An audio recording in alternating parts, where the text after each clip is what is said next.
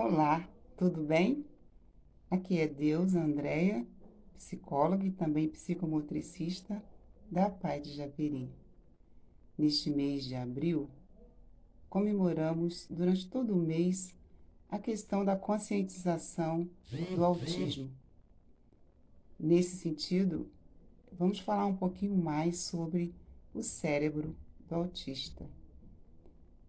Antes disso, vamos estar comentando sobre o termo TEA, transtorno do espectro autista.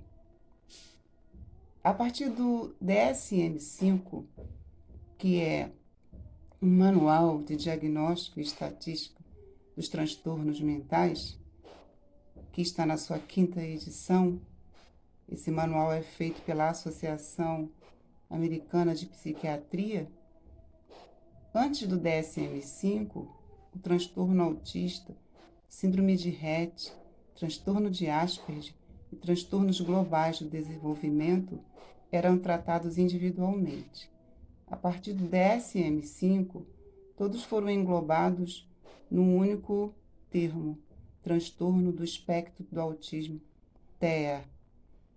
Por isso, esta denominação, quando se fala de autista, estamos falando do TEA, porque todas essas outras denominações, síndrome de Rett, síndrome de Asperger, transtornos globais do desenvolvimento, também têm indícios de autismo.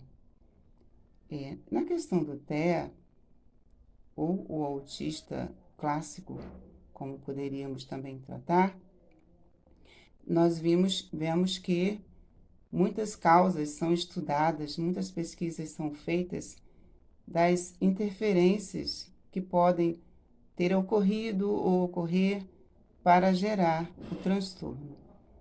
Muitos estudos são feitos.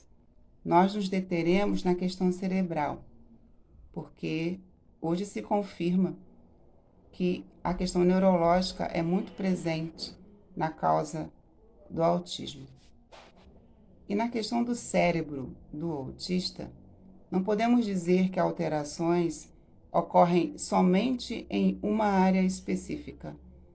Várias áreas podem ser afetadas no cérebro do autista, que faz com que, de repente, ele tenha dificuldades em algumas das suas funções motoras, intelectuais, sociais e outras, dentre outras.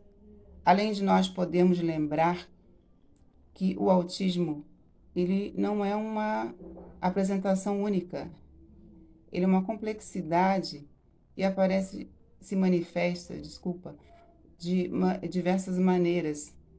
Cada indivíduo autista pode manifestar diversos aspectos diferente de um outro indivíduo autista. A questão do cérebro, nos deteremos nas alterações que podem ocorrer no córtex temporal, que é uma área ligada à audição, à visão, olfato, à memória, à função vestibular, mas também à interpretação de imagens e à linguagem. Nesse sentido, alterações nesta parte do cérebro, do córtex temporal, podem trazer prejuízos para a pessoa com autismo na interação social, que é uma das partes da tríplice que envolve as dificuldades autísticas. Nós temos as dificuldades na comunicação, na interação social, ou podemos chamar de socialização, e nos comportamentos restritos e repetitivos, com interesses e focos específicos. Nesse sentido da interação social, alterações no córtex temporal podem dificultar com que a pessoa com TEA ela tenha dificuldade para interpretar a intenção na outra pessoa com quem ela interage. Ela não compreender o que a outra pessoa quer te passar com expressões faciais, com comportamentos, com tons de voz e daí por diante. Isso vai dificultando o processo de socialização da pessoa com autismo. Neste sentido, a psicomotricidade é uma das, porque a atenção à pessoa com autismo ela é multidisciplinar. A psicomotricidade vai estar inferindo nesta questão da percepção, né?